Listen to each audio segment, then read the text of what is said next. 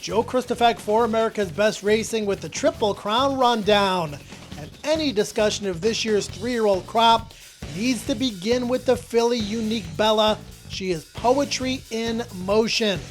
According to trainer Jerry Hollendorfer, she's going to stick with the girls, using the Santa Anita Oaks as a potential springboard to the Kentucky Oaks. So let's take a look at the boys, ranking them from number 10 to number 1. And our number 10 ranked runner is Battalion Runner, trained by Todd Pletcher, based in Florida. He's won his last 2 races, but has yet to taste stakes company. How good can he be?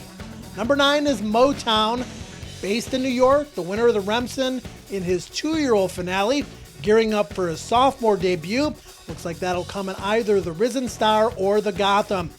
Number 8 is Practical Joke, based in Florida, already a 2-time Grade 1 winner, 3rd in the Breeders' Cup Juvenile.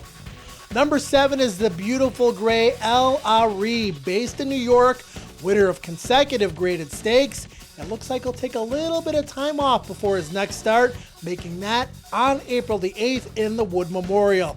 Number 6 is American Anthem, a first stringer from the barn of Bob Baffert, narrowly defeated in his stakes debut by Gormley.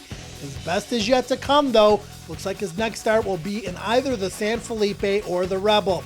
Same can be said for Gormley, who defeated American Anthem last time out. He comes in at number 5, already a 2-time graded stakes winner. Number 4, another highly regarded Bob Baffert trainee. His name is Mastery, and he's a perfect 3 for 3. Number 3 is last year's 2-year-old champion, Classic Empire. He was a disappointing 3rd in the Holy Bull, but he has every right to bounce back with a better effort, but it won't be a Gulfstream. Number 2 is the horse that upset Classic Empire in the Holy Bull, Irish War Cry. That was his 2-turn and graded stakes debut, and he passed that test with flying colors. And number 1 is McCracken, a perfect 3 for 3 for trainer Ian Wilkes, winner of the Kentucky Jockey Club at Churchill Downs. He'll make his 3-year-old debut this Saturday at Tampa Bay Downs in the Sam F. Davis. What do you think of my list? Who's on your list?